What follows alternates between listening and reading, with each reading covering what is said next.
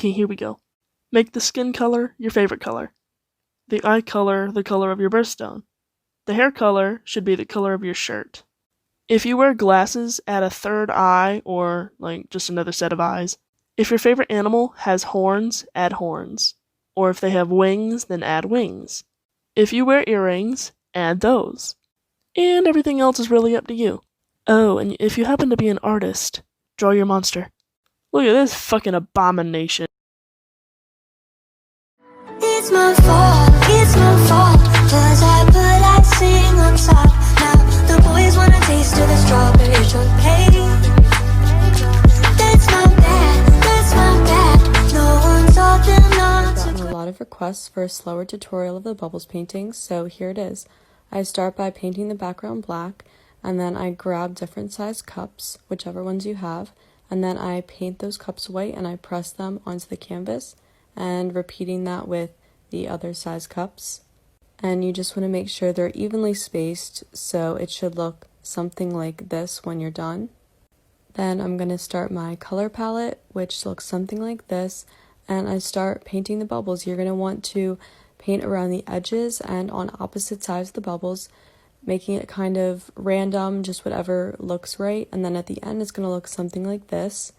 Then you're going to want to grab a lighter color, like light pink, light blue, and light green, and you're going to do highlights right where the colors are. After that, you're going to go in with a fine brush and paint stars throughout the bubbles, add some dots, and there's your finished product. Here's an art challenge. Take a picture of someone, or yourself, or something, and cut it in half and try to draw the other side. You can do it in your own style, or you can try to match it as closely to the photo as possible. Let's see how you do.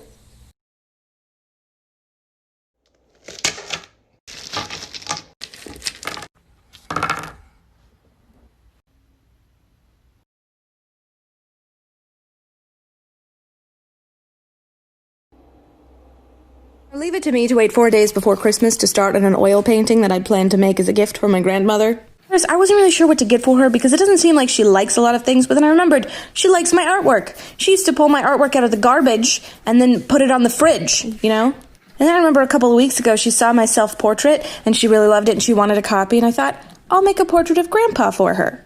Grandpa passed away a couple of years ago from cancer, and all the pictures that she has of him are pretty old, and she doesn't have any really good color photos of him, so I figured I'd get on that.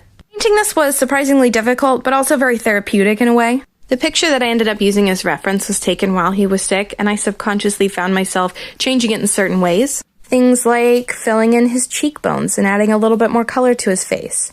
They're really small changes overall, but they made it feel a little bit more like him. I'm also painting my mother something for Christmas, but she has a TikTok and she follows me, so I can't show you what it is. And there's the final product. Not bad for my 4th portrait ever. I think I just want to live in a little yellow house. So this is messy, but quite cute, I think. Start sketching out a house using a fine liner pen. Don't worry if the windows aren't exactly even, mine definitely aren't. But I think when it's a bit wobbly and messy, that kind of adds to the appeal. Or at least that's what I tell myself. I've kept the lines really messy. I've just added a hint of bricks and roof tiles using some squiggles, the same with the bushes and the flowers. And then I went in with the watercolours and basically made a fun old mess. I like how the greens all run together and layer up, and I've layered some darker yellow for a bit of shadow. I added some blue sky, some flowers, and then it's done.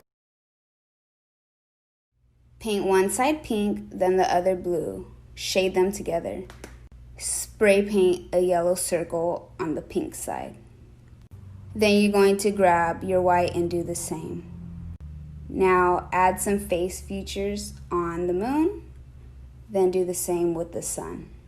Now add some clouds and some stars. Now grab a skinny long brush and outline.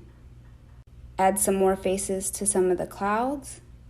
Grab your Posca markers and make some little designs or add some dots to flow with the stars. Now flick that wrist for them lashes.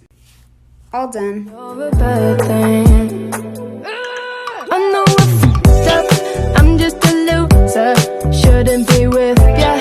Guess I'm a quitter while you're out there drinking. I'm just a thinking about. A super quick and easy way to draw and paint some acorns and autumnal leaves. Draw a U shape for the acorn and add a little dip at the bottom and then basically give it a hat.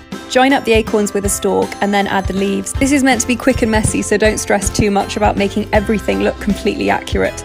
It's more about giving the general idea. To give the leaves an autumnal feel, I did a layer of green and then a sort of rusty brown on top. Give it a go, and I'd love to see how you get on.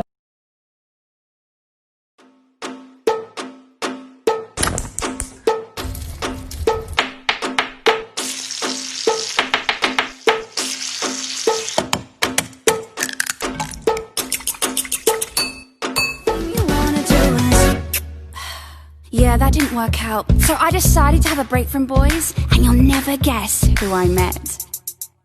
Tall, large, Henry VIII, supreme head of the Church of England.